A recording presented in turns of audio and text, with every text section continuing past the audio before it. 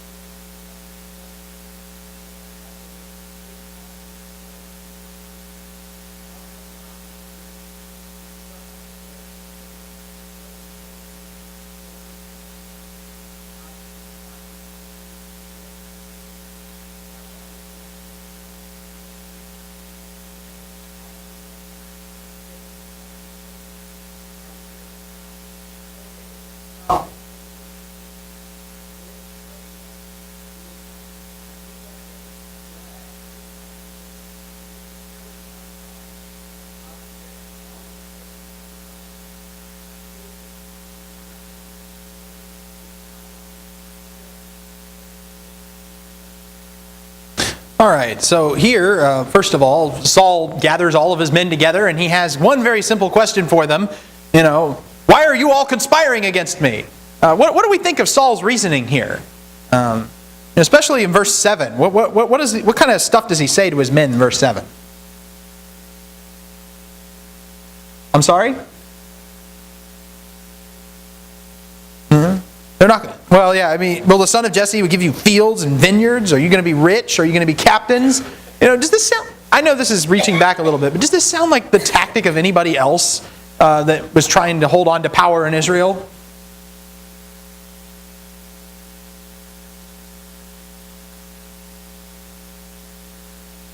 Okay, it was in maybe last quarter. We'd have to think back to Judges, but in In Judges chapter 9, Abimelech has this whole strategy of becoming king of Shechem. Which is better, for 70 sons of Gideon to rule over you, or just one guy who, by the way, happens to be related to you. And there's this kind of hint, hint, wink, wink, I'm going to give you all sorts of stuff if you make me king, because we're related and this is a special privilege. Well, in this case, Saul's trying to intimidate the Benjamites. David's not going to give you special favors, but I'll give you special favors because you're Benjamites like me. And then he turns around and he accuses his men of conspiracy. You didn't tell me that Jonathan was helping David. You didn't feel sorry for me. You didn't tell me that my son was trying to get my servant to ambush me. What do we think of all this? What do you think of Saul's ideas here?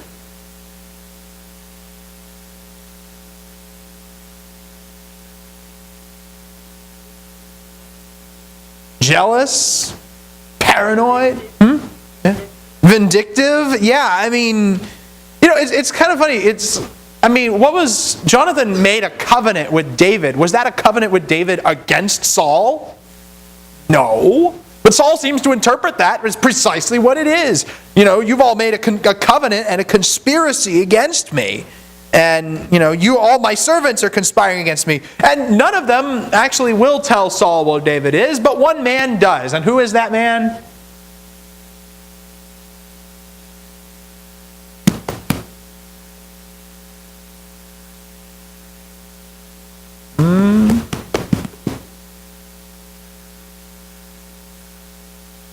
Doeg, Edomite, yes. Doeg ratting David out is actually the stated occasion for Psalm 52. We won't read that psalm here today, but the Israelites, the psalm is basically an imprecation on the enemies of God's people and an accusation, if you will. How long will you boast in evil, O mighty man? But the Israelites will not help Saul in his jealousy. A foreign Edomite, however, is more than happy to oblige Saul in his jealousy. When the only person in the room who agrees with you is a guy from the land of Edom, you might want to recheck your priorities just a little bit. Ahimelech inquired of God, and he gave David food, he gave David a sword, and it's interesting here to see that giving David a sword, again, leads Saul to the suspicion of the priests of Nob. So Saul brings Ahimelech in, and he brings an accusation against him. And in verse 11, we learn something for the first time that has not been mentioned in this text. We learn that Ahimelech is the son of Ahitub. Now, who remembers who Ahitub was?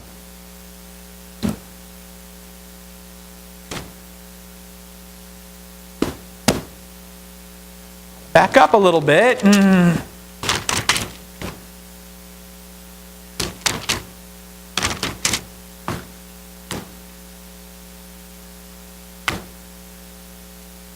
Chapter 14, verse 3.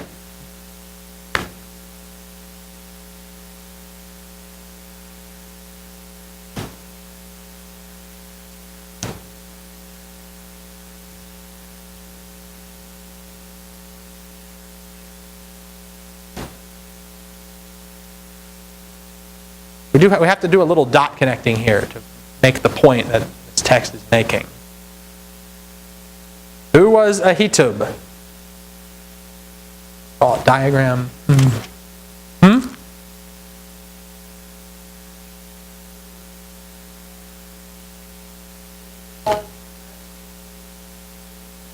Okay, all right. Ahitub was Ichabod's brother. Now, who was Ichabod? Oh, come on, we got to know. Come on, somebody's got to remember who Ichabod was.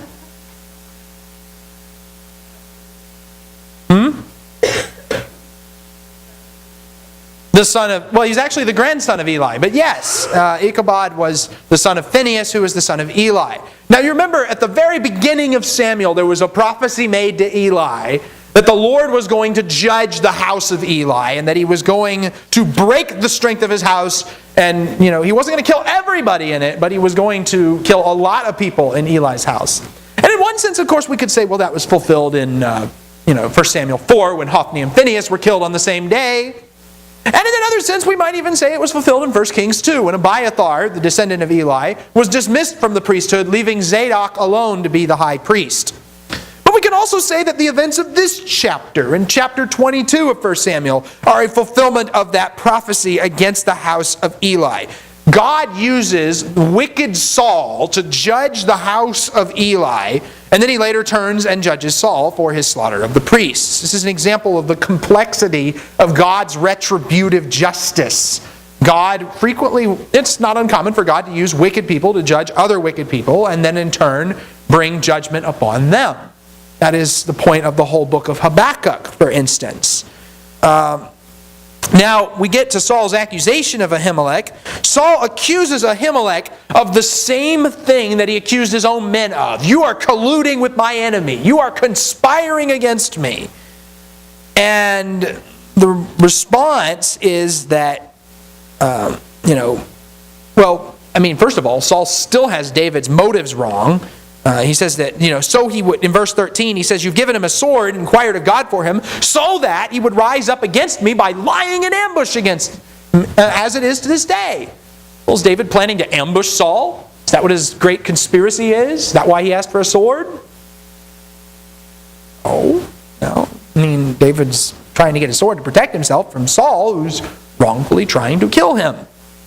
And Ahimelech, what's Ahimelech's defense here? How does he defend himself?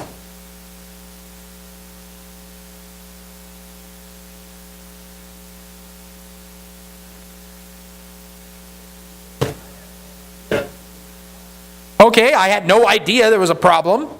Who of all people, David, what servant of the king is as faithful as David is?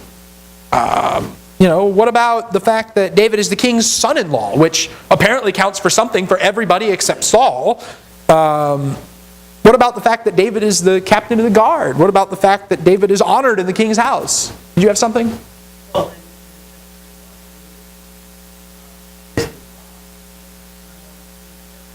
Yeah, that's true. He did lie about that. But Ahimelech had no reason to disbelieve him. He said, when did helping David become a crime against the king? As far as I can tell, David's always been on the king's side. Helping him would be helping the king. So when did that change?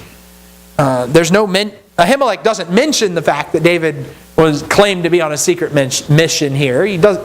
Perhaps he's put two and two together and realized he's been misled. I don't know. But regardless, Saul... and in verse 15, he points out the fact, I've inquired of God for David many times before. Apparently this is not the first time that David has come to Ahimelech the priest, and it's not the first time that he's inquired of the Lord. And so this is normal practice. Don't blame me. I don't know what your problem with David is. I know nothing about this conflict. Well, in verse 16, Saul condemns Ahimelech to death. We're not going to bother with counter-arguments. We're just going to kill you. And it's a rather sad scene in this. But then, verse 17, doesn't happen right away because...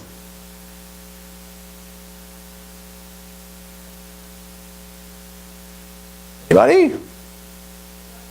The guards won't do it. Yes, they won't kill him. Apparently, by now, someone has surely realized that Saul has gone a little bit loopy and gotten completely out of control here. Once again, the Edomite is the only person in the room who seems to agree with Saul. So Saul recruits the Edomite to kill the priests. And he kills 85 men that day who wore the linen ephod. In verse 19 it says he struck Nob, the city of the priest, with the edge of the sword, both men and women, children and infants, oxen, donkeys, and sheep. He struck with the edge of the sword. Does that remind us of anything? Does that sound like anything we've seen before? Or should have seen before, I might add?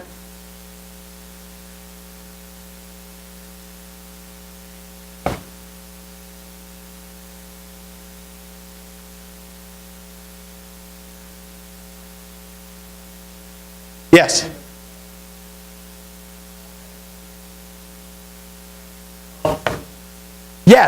Yes, Amalek in 1 Samuel chapter 15. Yes, in 1 Samuel chapter 15, God gave Saul instructions to utterly destroy the Amalekites. Men, women, children, oxen, sheep, everything. Of course, Saul comes back and he spared the king, and he spared the best of the livestock because we really want to sacrifice that instead. And here Saul does to Nob what he should have done to Amalek. there's the problem. He defies the Lord's commandment when he's supposed to destroy a town, and then he destroys a town when he's not supposed to, and destroys his means of inquiring of the Lord. Men, women, children, and animals are killed, and there is but a sole survivor, Abiathar, the son of Ahimelech. Abiathar escapes. He comes to David. He reports to him, and David blames himself for the deaths of the priests because he saw Doeg that day, and he knew it would come back to haunt him. But he promises to protect Abiathar. And Abiathar remains David's ally until after David is dead. Abiathar wrongly aligns himself with Adonijah the king in 1 Kings chapter 1. And Solomon has him expelled from the priesthood in 1 Kings chapter 2 for aligning with the wrong king. So that's the closure on that. Any comments or questions up to the end of chapter 22? Chapter 23. All right, now we have David at Keilah, and here we're going to see some of these various attempts of Saul to pursue David. Can I get a volunteer to read the first 14 verses of 1 Samuel 23?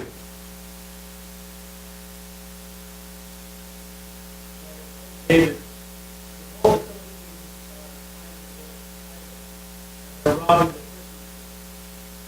Therefore David departed. David fell.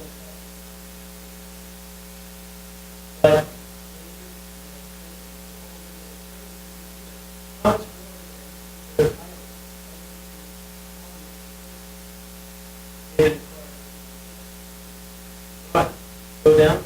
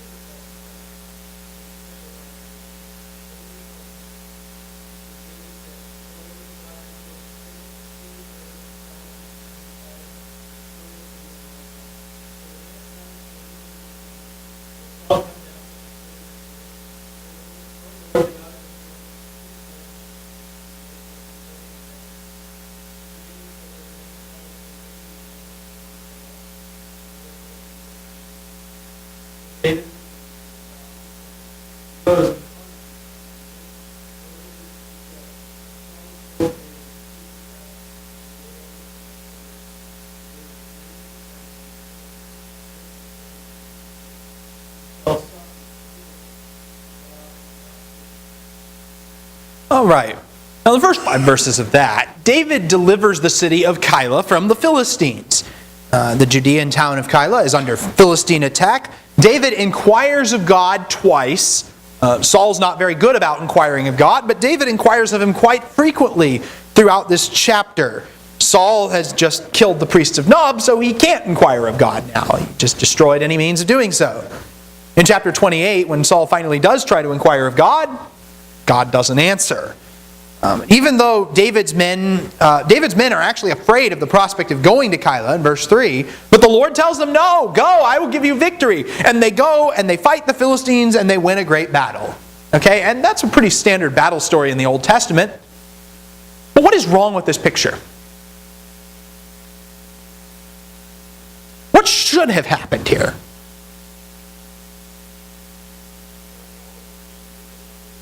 Yes, Saul should have been the one fighting this battle, should he not? This is Saul's job. He should have been the guy to save Keilah. So where is Saul? What is Saul doing? He's preoccupied with David, you know. Oh yeah. You know, look at verse 6. You know, when Abiathar, the son of Ahimelech, fled to David at Keilah, David's at Keilah when Abiathar gets to him. Which means that while David's saving this town from the Philistines, guess what Saul's busy doing? He's busy not saving and destroying a town of priests. so Saul's more preoccupied with slaughtering the priests of the Lord, whom he claims to be so devoted to, and not saving his own towns, which, sort of the whole reason they got a king in the first place was to lead them out to battle and protect them from their enemies. Well, David is the one who's doing Saul's job for him. Verse 6 is an interesting chronological note because it shows us that Abiathar reaching David happens after the battle in 23:1-5. The Bible does not always tell stories in chronological order, and there's another example of that. We need to keep that in mind, that they don't think the way we do. They don't necessarily tell the story in the order it happened. Well, of course, Saul finds out David's at Keilah. And what does Saul conclude? God has delivered him to me. It's the providence of God. He's given my enemy into my hand. He's given me the victory. And so, what's wrong with that kind of thinking? He didn't get that. Yes, true. He didn't get that info from inquiring of God. As opposed to David, who inquires of God 2 more times before he does anything. But this is a classic misinterpretation of providence. Saul has learned David's location. He thinks the victory is his. And strangely thinks that God is on his side after he just murdered all of the priests, the representatives of God. After he's lost the Spirit of the Lord, who just departed from him, and an evil spirit's been tormenting him all this time. Oh, and after the fact that Saul has disobeyed God so many times that God has rejected him from being king. But no, I still think God is on my side, even though I've done everything wrong up to this point. I want to rethink your strategy there. Just because we slap God's name on an event and say, oh, this is God's providence. He closed a door at Nob, but he opened a window at Keilah. That's completely the wrong way of viewing this. The Lord, just because you slap God's name on an event doesn't mean He's working for your selfish ambitions and desires. It doesn't work that way. David inquires of God a 3rd time. Verses 9-11, Abiathar has the ephod, which means he has the Urim and the Thummim. And God tells David that Saul is in fact coming for you. And David inquires of God a 4th time, and he asks, are they going to hand me over? Are the men of Keilah going to surrender me? And God informs David of the sad fact that yes, the men of Keilah are going to betray you. And so here we have a sad chain of events. Keilah was under attack from the Philistines. The king did not save them, but David did save them. And so you know what Keilah does to its deliverer? It decides to hand him over to this king that did not save them. To deliver their deliverer to the hands of the faithless king. An unjust treatment of their Savior. Boy, that doesn't sound like anybody else we know about in the Bible, does it?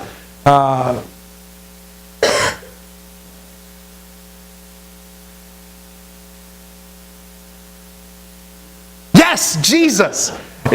The clue in every Bible class, when the answer to a question is completely uncertain, you're usually safe by saying Jesus, and that'll usually be the right answer.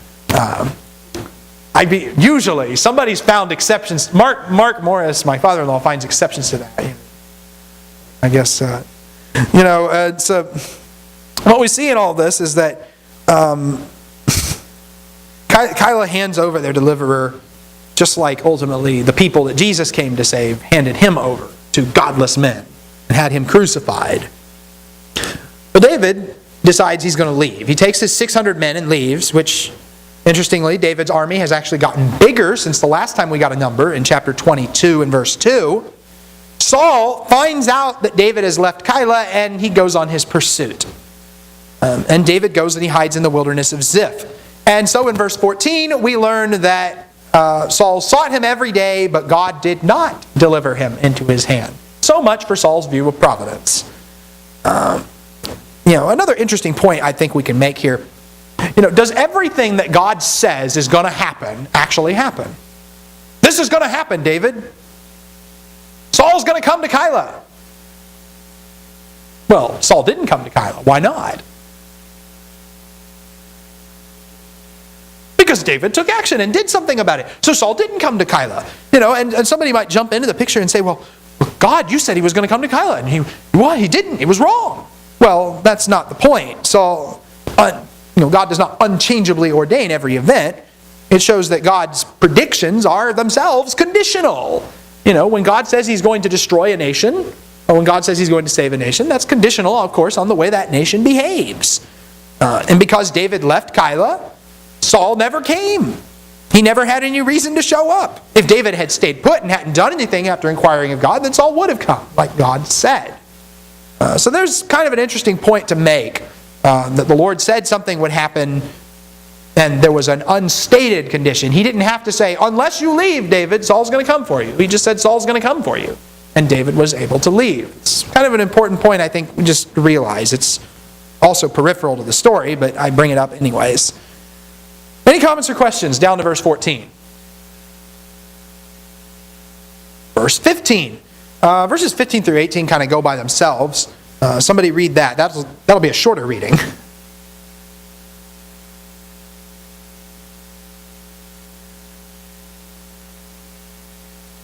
Don't all speak up at once.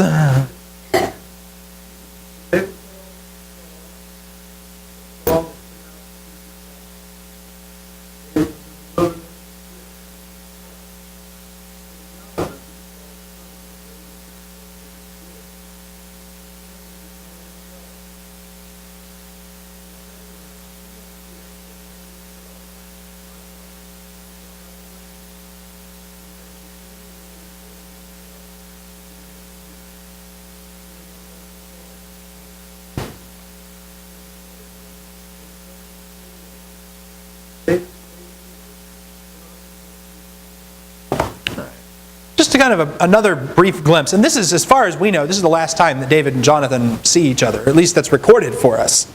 Jonathan meets David and he strengthens him, he encourages him in the Lord. You know, what Jonathan says for encouragement: do not fear. My father Saul's not going to find you. You're going to be king over Israel. I'm going to be the second in command. In other words, I'm going to be next to you. The Hebrew literally says, but basically the idea is, he's going to be the number 2 guy, David's right-hand man. And Saul knows this is the way it's going to happen. Now, not everything Jonathan says actually happens, does it? Jonathan gets killed in battle before David can become king. I think that there's kind of this wishful thinking, this expression of hope here. But there's another lesson we can learn from this. Jonathan says, I will be next to you and you will be king. What does that say about Jonathan's attitude towards this whole affair?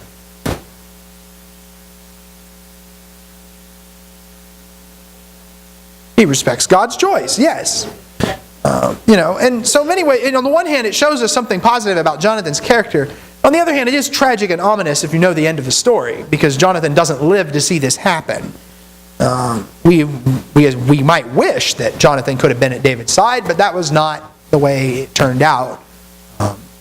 There's another thing that's important in all this. Saul's not going to find you, and you're going to be king of Israel. How does he know Saul's not going to find David?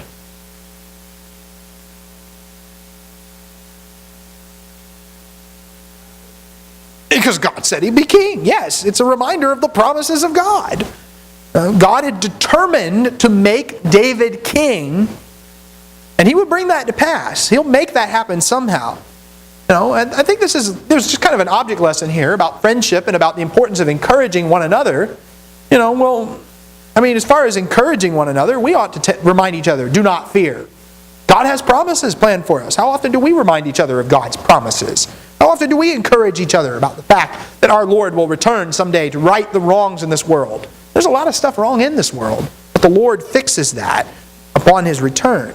Something for us to keep in mind and always encourage one another with these words. Is that not what Paul said in 1 Thessalonians? The Lord's coming quickly, so encourage one another with these words. And once again in verse 18, for the 3rd time in the book, these 2 friends make a covenant. They made one in chapter 18, they made one in chapter 20, they made one in chapter 23.